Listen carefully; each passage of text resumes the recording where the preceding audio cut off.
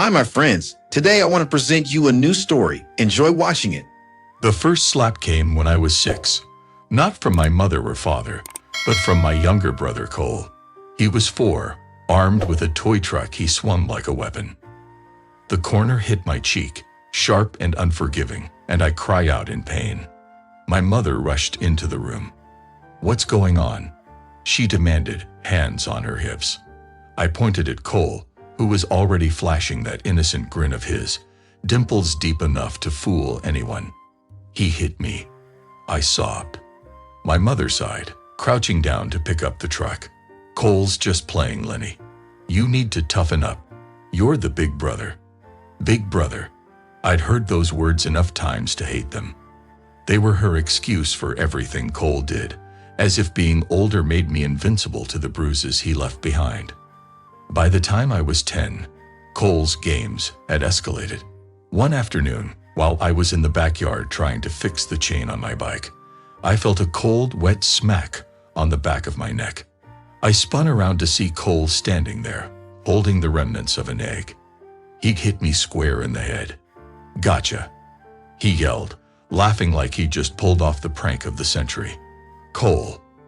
I lunged at him, my patience finally snapping. But he was fast, darting away and calling for our mother. By the time she appeared, I was the one holding a stick, glaring at him like I was ready for war. "Lenny," she shouted, "what on earth are you doing?" He threw an egg at me. I yelled back, motioning to the goo dripping down my shirt. But she didn't even look at Cole. "You're too old to be fighting with him. Go clean yourself up." Cole stuck his tongue out at me as she turned her back, his victory sealed. I slammed the stick into the ground and stormed inside, rage boiling in my chest. Later that evening, I sat at the dinner table, quiet, stewing in my frustration. My father noticed. "What's wrong, champ?" "Nothing," I muttered, poking at my mashed potatoes. Cole snickered. "Lenny's mad because he can't take a joke." My father's gaze shifted between us, narrowing on the stains still visible on my shirt. "What happened?" Before I could answer, my mother jumped in. "Oh, it's nothing. Just the boys fooling around." "It wasn't fooling around," I said, my voice low but firm. He threw an egg at me. My father's jaw tightened. "Cole, apologize to your brother." Cole rolled his eyes. "Sorry," he mumbled, clearly not meaning it. "Say it like you mean it," my father snapped, his tone sharp enough to silence the room. Cole's lip quivered, and for a moment, I thought he might cry. My mother rushed to his side, placing a protective hand on his shoulder. "He didn't mean any harm," she said softly, as if I were the bully here. My father's expression darkened, but he didn't push further.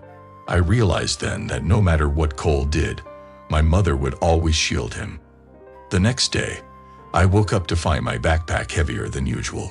Curious, I unzipped it and found it stuffed with dirt and leaves. I ran into the kitchen, furious.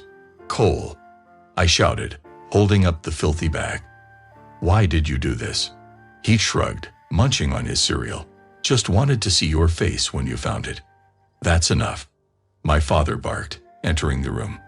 He yanked the backpack from my hands and glared at Cole. "You're grounded. No TV for a week." Cole's eyes widened in shock. "But."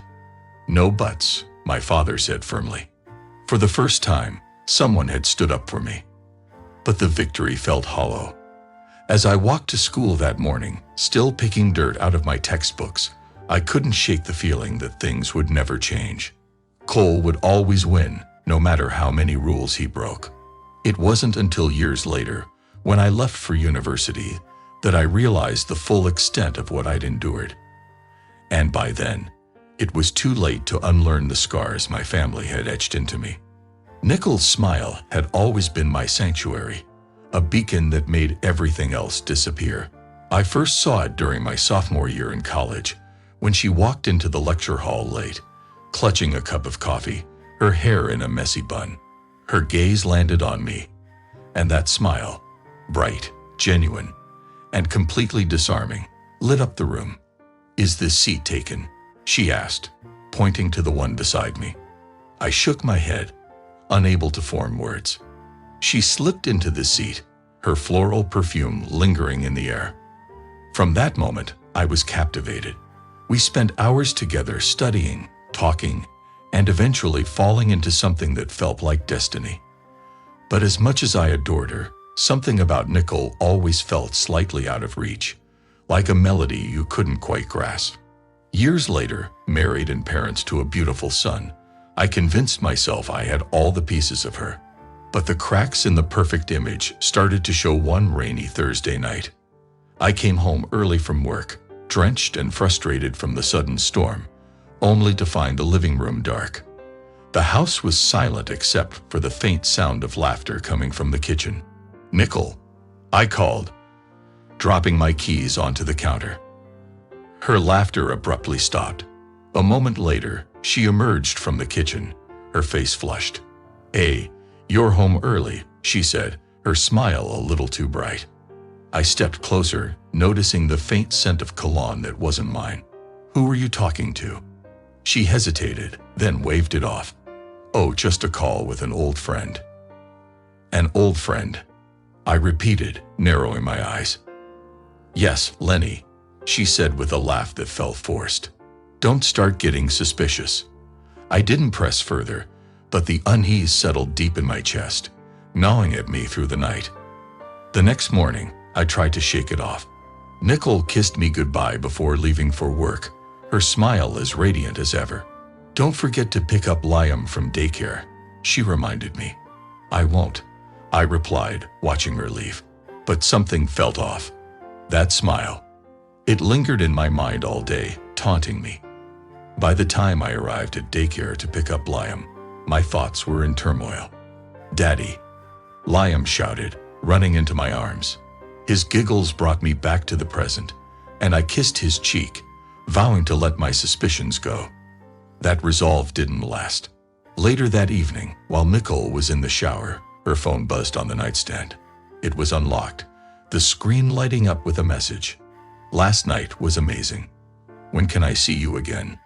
My stomach dropped. The sender's name was saved as a single initial, C. The sound of running water faded as my pulse thundered in my ears. I stared at the message, the pieces of a puzzle I never wanted to solve clicking into place. Nicole's voice called from the bathroom. "Lenny, can you grab me a towel?" My hands trembled as I set her phone back on the nightstand. I grabbed a towel and handed it to her through the cracked door. "Here." "Thanks, love," she said, her smile visible even through the frosted glass. I forced a smile of my own, but inside, something broke. Nicole's smile, once my sanctuary, now felt like a weapon. And I knew I needed answers. It was a Saturday afternoon when the storm finally broke. Nicole was out running errands, or so she'd said, leaving Liam and me to our usual father-son routine. I was building a block tower on the living room floor while Liam giggled, knocking it down as fast as I could stack it. "Again, Daddy," he squealed, clapping his tiny hands. I laughed, trying to match his enthusiasm, but my mind wasn't in it. Nicole's cryptic message from C had consumed my thoughts for days. Her smile had been unchanged since I saw it, but now it only unsettled me. The front door creaked open. Nicole's voice echoed from the entryway. "I'm home." Liam bolted to greet her. I followed more slowly, wiping my hands on my jeans as I caught sight of her stepping inside. She looked radiant, a lightness in her demeanor that felt all too familiar. "How was your day?" I asked, trying to sound casual. "Good," she replied, crouching to hug Liam. Her arms tightened around him a little too long, like she was avoiding my gaze. "Where did you go?" Nicole straightened, brushing a strand of hair behind her ear. "Just the usual. Groceries. A quick stop at the cafe." Something in her tone was off. My chest tightened. "The cafe?" I pressed. "Yeah," she said lightly, heading toward the kitchen. "Do you want some coffee? I picked up those beans you like." "Nicole," I said, my voice sharper than I intended. "Are you going to tell me the truth, or do I have to find it myself?" She froze mid-step, her back to me. The silence stretched, each second a knife to my gut. Finally, she turned, her face a mixture of confusion and annoyance. "What are you talking about, Lenny?" I stepped closer, lowering my voice so Liam wouldn't hear. I saw the message. From C, last night was amazing. Nicole's expression faltered. For a fleeting second, guilt flashed in her eyes, but she masked it quickly. "You went through my phone. That's what you're concerned about." I snapped, my voice rising. "Who is he?" "Nicole." She glanced toward Liam, who was obliviously stacking blocks again in the living room. "Keep your voice down," she hissed. "Then answer me," I demanded, my hands curling into fists. Her lips trembled, but before she could speak, the doorbell rang. Cutting through the tension, we both turned toward the sound. Our confrontation momentarily paused. "I'll get it," I muttered, striding to the door. I swung it open, and there he was. Cole. My brother stood on the porch, his trademark smirk plastered across his face. "Hey, big bro," he drawled, stepping inside without an invitation. Nicole's sharp intake of breath behind me told me everything I needed to know. "What are you doing here?" I asked, my voice cold. "Relax," Cole said, shrugging out of his jacket. "Thought I'd drop by. See the family." I turned to Nicole, whose face had gone pale. Her hands clutched the edge of the kitchen counter like it was the only thing holding her up. Cole's smirk deepened as he noticed her reaction. "You've got to be kidding me," I muttered, realization dawning. "What's the matter, Lenny?" Cole said with mock innocence, "Not happy to see your favorite little brother." The air in the room felt electric, heavy with truths that had been waiting far too long to explode. I clenched my jaw, every muscle in my body screaming to lash out, but Liam's laughter in the background kept me rooted. "Get out," I said, my voice low and dangerous. Cole's smirk faltered for the first time. "What's your problem?" I said, "Get out," I roared, pointing to the door. Nicole flinched, her voice shaking as she finally spoke. "Lenny, please. Don't." I interrupted, my eyes never leaving Cole. "You have no right to say anything right now." Cole raised his hands in mock surrender, but his smirk returned as he stepped backward toward the door. "Fine. I'll go. But you know where to find me." He sauntered out, leaving the door ajar behind him. I turned to Nicole, her face streaked with silent tears. "How long?" I asked, my voice breaking. She didn't answer, but she didn't have to. The silence was louder than any confession. The house was too quiet that night. Nicole sat at the kitchen table, her head buried in her hands. I leaned against the counter, arms crossed, the distance between us feeling like an uncrossable chasm. Outside, a storm brewed, wind rattling the windows, but it was nothing compared to the tempest inside. "Say something," I said, my voice clipped, each word a razor. She didn't look up. "What do you want me to say, Lenny?" "The truth," I snapped. "How long has this been going on? Was it before we were married? Or did it just get worse when you realized I wasn't exciting enough for you?" Nicole's shoulders shook as she exhaled sharply. It wasn't supposed to happen. It just did. I slammed my fist on the counter, making her jump. "You don't just sleep with someone for years, Nicole. And my brother? My brother. How could you sink that low?" She finally lifted her head, her face pale and tear-streaked.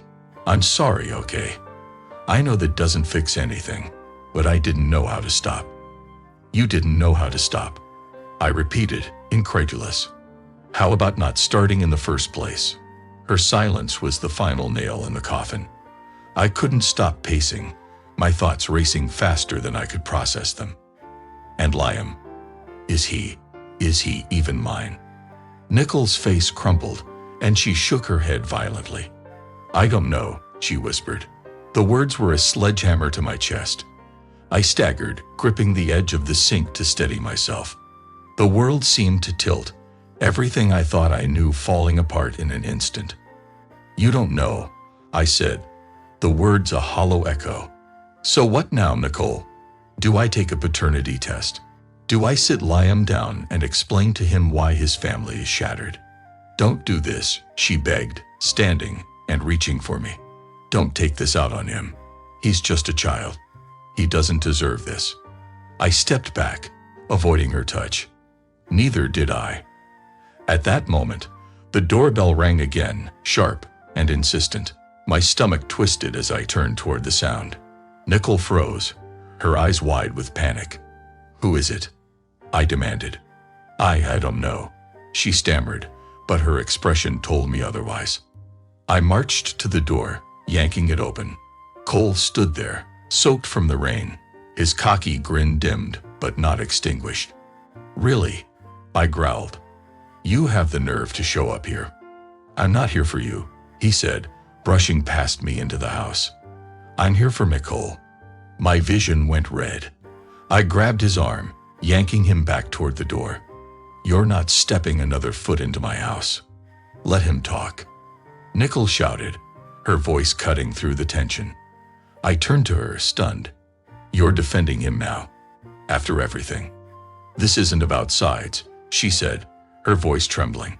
We need to sort this out. Cole pulled free of my grip, straightening his jacket. Relax, big brother. I'm not here to fight. I just think Nicole deserves someone who actually understands her. That was it. Without thinking, I swung at him, my fist connecting with his jaw. He stumbled back, cursing as he held his face. Get out, I said, my voice shaking with fury. If you come near my family again, so help me. I already am near your family, he shot back, his smirk returning. Nicole stepped between us, her hands raised. Stop it, both of you. But it was too late. The damage was done. I turned, grabbing my jacket from the chair. Where are you going? Nicole asked, desperation in her voice. Anywhere but here, I said without looking back, slamming the door behind me. The rain pelted me as I walked into the storm, but it was nothing compared to the chaos raging inside. The cold air bit at my face as I stepped out of the courthouse, clutching the finalized divorce papers in my hand. It was over. The life I had built, the love I had fought for, had crumbled into ashes.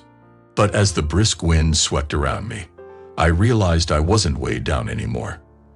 For the first time in years, I could breathe. Lenny, a voice called. I turned to see my friend Mark waving from his truck. He had been my anchor through the chaos, offering me a place to stay when I left the house. His easy smile was a reminder that not everyone betrayed me. How'd it go?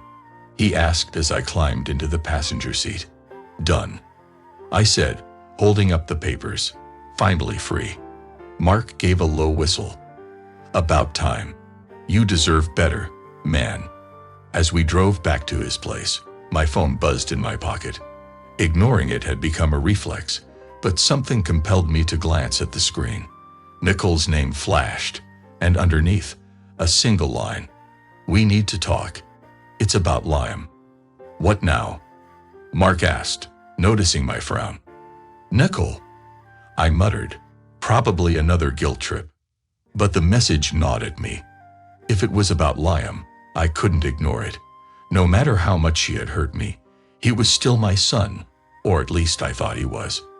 When I arrived at the diner where Nicole suggested we meet, she was already seated in a corner booth, her face pale and drawn.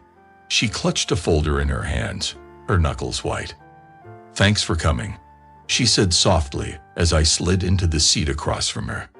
Make it quick, I replied, keeping my tone cold. She pushed the folder across the table. It's the paternity test results. I thought you should see them. My breath hitched. I stared at the folder, my hand suddenly feeling too heavy to lift. Just tell me, I said. Nicole swallowed hard, tears welling in her eyes. He's yours, Lenny. I was wrong to doubt it, but I thought you needed to know for sure. Relief and anger surged through me in equal measure. So you dragged me through all this, made me question everything. And now you want to fix it with a piece of paper. Nicole flinched, but I didn't wait for her response. I stood abruptly, shoving the folder back toward her. Liam's my son, but you're not part of my life anymore. You made sure of that. As I turned to leave, she called after me. Wait, there's something else. I froze, my heart pounding. Her tone wasn't desperate. It was fearful. Slowly, I turned back. What now? She hesitated, then whispered, Cole's been threatening me. He says if I don't give him money, he'll hurt Liam. A cold dread settled in my stomach. What? Nicole nodded, her voice trembling. He's desperate, Lenny. I don't know what he's capable of anymore.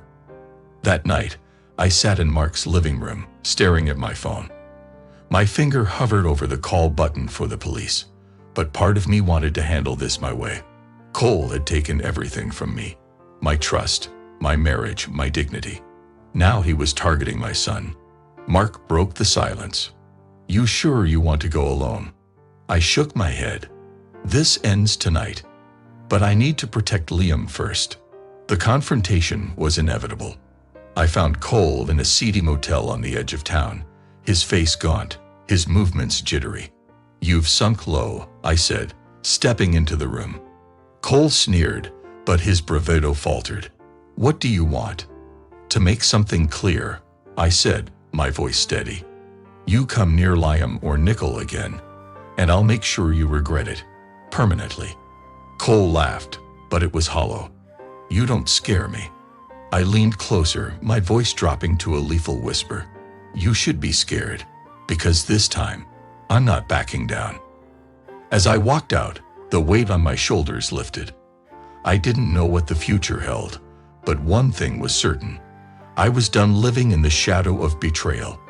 The next morning, I packed my bags and hugged Mark goodbye. It was time to start fresh. As I drove toward the horizon, the first rays of sunlight broke through the clouds, and for the first time in years, I felt hope. Friends, what do you think of this story? Write your opinion in the comments. Would you like more stories? Don't forget to subscribe and hit the bell button so you don't miss any videos. See you tomorrow.